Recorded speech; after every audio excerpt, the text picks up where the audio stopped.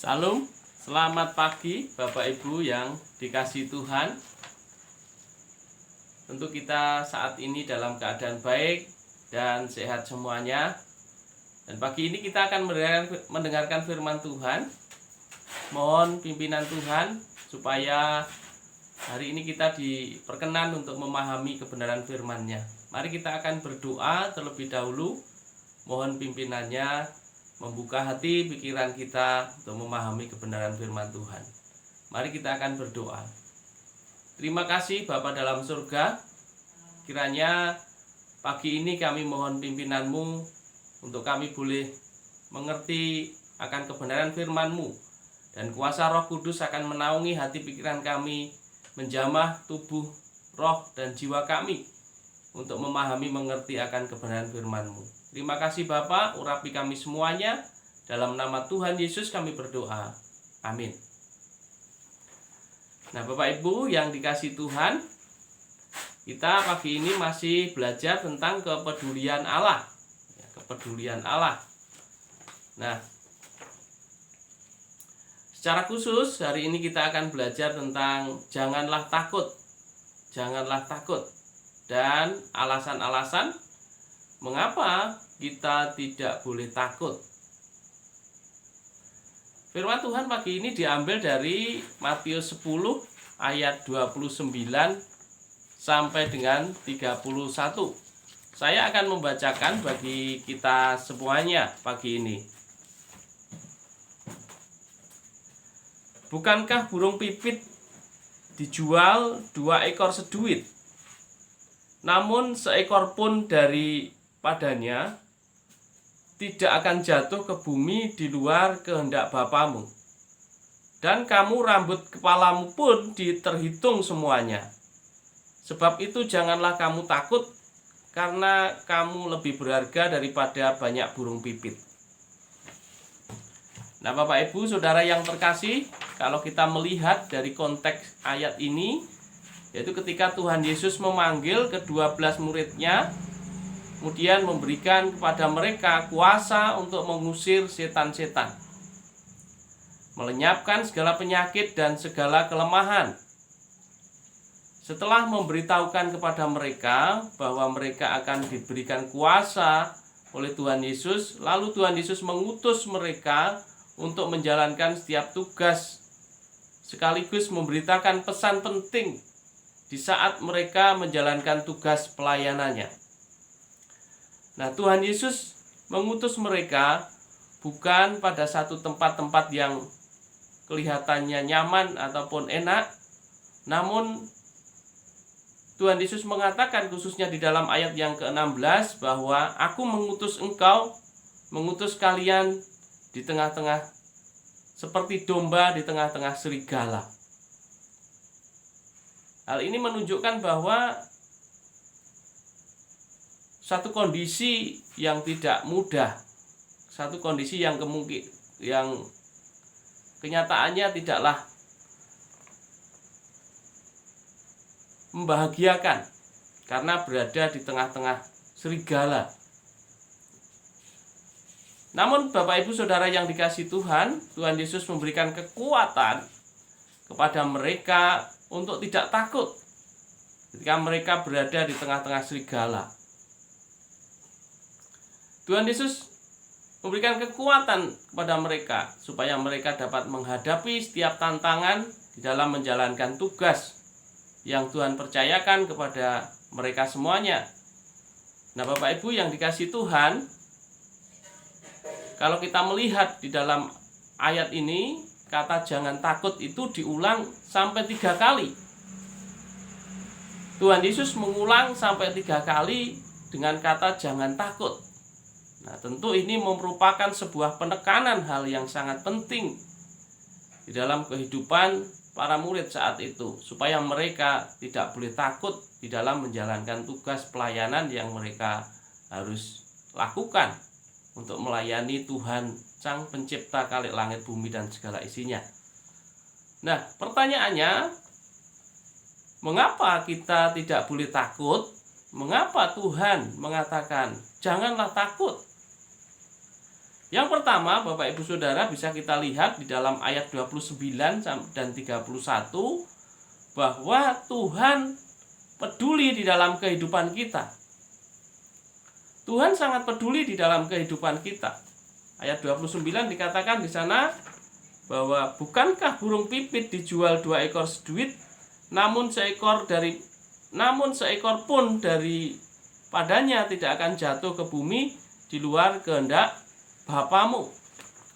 Nah, Bapak Ibu Saudara yang dikasihi Tuhan, burung pipit itu harganya sangat murah sekali. 2 ekor seduit. Tentu itu merupakan sebuah nilai mata uang yang sangat kecil, ya. Nilai mata uang yang sangat kecil sekali. Nilainya ya kalau mata uang yang sangat kecil di kita saat ini adalah mungkin 100 rupiah atau mungkin 500 rupiah. Kalau sekarang ini kita menjumpai uang 100 rupiah sudah agak jarang, ya. Yang banyak mungkin sekitar 500 rupiah yang banyak yang saat ini. Mungkin nilainya sangat kecil sekali, ya, 500 rupiah atau 100 rupiah kalau di tempat kita saat ini, Bapak Ibu. Nah, walaupun harga dari burung pipit itu sangatlah kecil, Bapak Ibu Saudara yang dikasihi Tuhan, tetapi burung-burung pipit itu tak satu pun jatuh di luar kehendak Bapa. Artinya mereka tidak ada yang mati di luar kehendak Bapa di surga.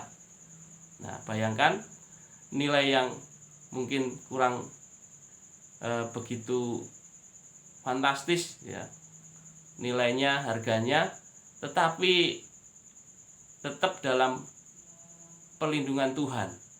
Tuhan begitu peduli dengan burung pipit yang mungkin nilainya tidak berharga dan nilainya sangat kecil sekali.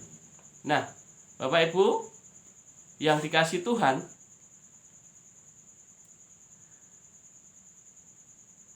ternyata di sini artinya bahwa Allah sangat peduli dengan burung pipit yang harganya sangat kecil dan mungkin tidak diperhitungkan oleh manusia.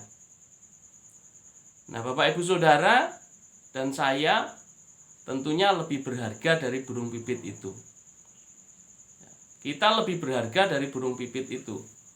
Nah, apabila burung pipit yang sangat kecil nilainya begitu Allah kasihi, begitu Allah cintai, apalagi Bapak Ibu Saudara dan saya sebagai anak-anak Tuhan, orang-orang yang telah dipilih menjadi anak-anaknya, tentu pasti kita akan lebih dipedulikan oleh Tuhan. Nah, luar biasa Bapak Ibu Saudara yang dikasihi Tuhan, ya. Bapak Ibu pasti akan lebih dipedulikan oleh Tuhan. Kalau burung pipit saja yang nilainya 2 ekor seduit, nilai mata uang yang paling rendah sekali, ya.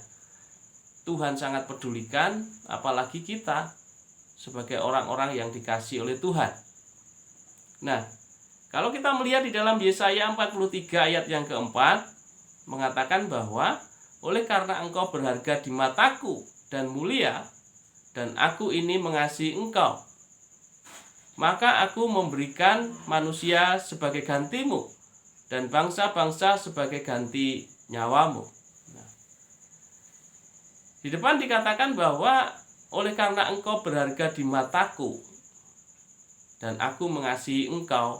Nah, menunjukkan bahwa Tuhan melihat kehidupan setiap anak-anaknya bangsa Israel, demikian juga kita sekalian, begitu sangat berharga, sehingga Allah sangat memperdulikan kita sekalian.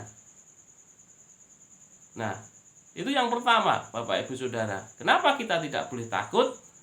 Karena Tuhan sangat peduli akan hidup kita. Yang kedua, Tuhan memperhatikan kita sampai kepada hal yang paling kecil, yang terkecil sekalipun. Perhatian Tuhan kepada kita sampai kepada hal yang terkecil sekalipun. Ayat 30 mengatakan di sana, dan kamu, rambut kepalamu pun terhitung semuanya. Jadi rambut di kepala kita, Bapak Ibu Saudara, rambut ini begitu lembut, begitu kecil, ya.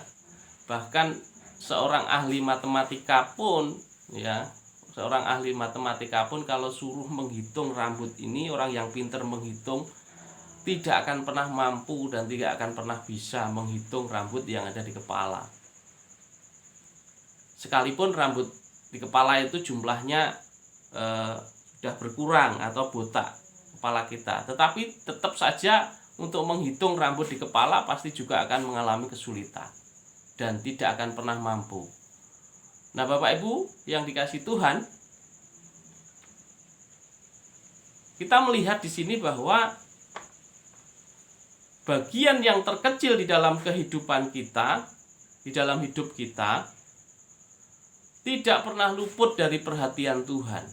Jadi bagian-bagian yang terkecil yang kita pikirkan, mungkin yang kita renungkan, yang mungkin tidak bisa terlihat oleh orang lain, Tuhan memperhatikan semuanya, apa yang menjadi keperluan kebutuhan kita. Ya. Kalau kita melihat di dalam Matius 6 ayat 25, ya, Tuhan memperhatikan semua kebutuhan kita di sana. Mulai dari makanan, minuman, dan juga pakaian, tempat tinggal. Ya, kita semua diperhatikan oleh Tuhan. Ya, mungkin hal-hal lain yang mungkin sangat kecil sekalipun, Tuhan tetap memperhatikan kita setiap anak-anaknya. Nah, karena itu aku berkata kepadamu, janganlah khawatir akan hidupmu, akan apa yang hendak kamu makan atau minum, akan apa yang hendak kamu pakai. Nah, ini bagian-bagian yang Tuhan perhatikan juga di dalam kehidupan kita. Ya, makanan, minuman, udara, ya, kita bisa bernafas, kita bisa memuji Tuhan, kita bisa merasakan sukacita, kita bisa diberi kesehatan hari ini. Ini merupakan berkat-berkat Tuhan yang boleh kita syukuri hari ini. Kita boleh rasakan, ya, bahwa Allah sangat memperhatikan kita, walaupun di bagian-bagian mungkin yang sangat kecil sekalipun. Nah, Bapak Ibu, saudara yang dikasihi Tuhan, dalam ayat selanjutnya mengatakan di dalam Matius 6, ya, Bapamu yang di surga tahu bahwa kamu memerlukan semuanya itu. Jadi Bapa di surga begitu peduli, begitu memperhatikan dalam setiap segi kehidupan kita, dalam setiap segi kebutuhan kita, walaupun itu dalam hal-hal yang paling kecil. Nah, yang menjadi kesimpulan kita pada pagi hari ini, bahwa di dalam akhir-akhir ini, kalau kita melihat Bapak Ibu Saudara, banyak orang dilanda ketakutan. Banyak orang dilanda ketakutan. Keadaan yang serba tidak pasti, tidak menentu. Iklim usaha yang terus pasang surut karena keadaan yang tidak pasti, tidak menentu. Besok bisa grafiknya itu naik, tapi bisa juga secara tiba-tiba grafiknya itu bisa langsung turun drastis. Ini yang membuat orang bisa takut dan juga menjadi bimbang. COVID-19 ini, Bapak Ibu Saudara, kalau kita melihat di dalam kehidupan sekitar kita, ya, dampaknya sungguh luar biasa. Jadi dampaknya sungguh luar biasa, ya. Banyak hal yang saat ini membuat orang menjadi ketakutan. Banyak orang menjadi ketakutan sekali melihat dampak-dampak yang terjadi. Ya, baik itu dampak cara kesehatan maupun dampak-dampak cara ekonomi, politik, ya, di berbagai negara kita bisa lihat melalui berita-berita di televisi, ya, menjadi goncang oleh karena adanya COVID-19 ini. Nah, Tuhan Yesus memberikan kekuatan kepada kita untuk bisa menjalani setiap kehidupan ini, untuk tidak takut menghadapi setiap keadaan, tantangan, masalah yang sedang ada di depan kita. Bukan berarti kalau kita tidak takut, ya kita bisa hidup semaunya sendiri, ya. Kita tidak menjalankan protokol kesehatan. Nah, itu bukan seperti itu Bapak Ibu Saudara yang dikasihi Tuhan. Tentunya ketidaktakutan ini adalah didasarkan pada satu alasan-alasan yang tepat ketika Tuhan memperdulikan senantiasa di dalam hidup kita. Ia selalu peduli di dalam setiap kehidupan anak-anaknya. Nah, ini yang menjadi dasar kehidupan kita. Kenapa kita tidak takut menghadapi setiap tantangan kehidupan? Nah, yang kedua, ia memberikan perhatian kepada setiap anak-anaknya. Seperti seorang bapak memberikan perhatian kepada anaknya, ya. Itu sungguh luar biasa. Tidak luput dari perhatian Tuhan, dari hal-hal yang mungkin sangat kecil di dalam hidup kita. Nah, demikianlah Bapak Ibu, kenapa kita saat ini tidak boleh takut. Tentunya kita harus tetap kuat, bersandar kepada Tuhan, sumber kekuatan di dalam hidup kita. Di sanalah kita akan bisa merasakan pemeliharaannya yang begitu ajaib dan luar biasa. Setiap hal yang saat ini mungkin tidak terbayangkan di dalam pemikiran kita, Tuhan telah sediakan di dalam setiap kehidupan anak-anaknya. Amin. Mari kita akan berdoa. Terima kasih Bapa, mengucap syukur pagi ini. Karena segala kebaikan-Mu senantiasa Tuhan berikan, limpahkan di dalam hidup kami. Kami bersyukur karena tidak ada yang mustahil bagi Engkau. Pemeliharaanmu sungguh nyata dalam hidup kami. Kepedulianmu kepada kami sungguh tidak terkatakan. Karena setiap detik, setiap waktu, Engkau selalu beserta dengan kami. Terima kasih Bapa. Ampunilah atas segala ketidakpercayaan kami, kebimbangan kami. Dan biarlah pagi ini kami boleh kami boleh bersama-sama dikuatkan oleh kebenaran firman Tuhan ini. Di dalam nama Tuhan Yesus Kristus kami berdoa. Haleluya. Amin.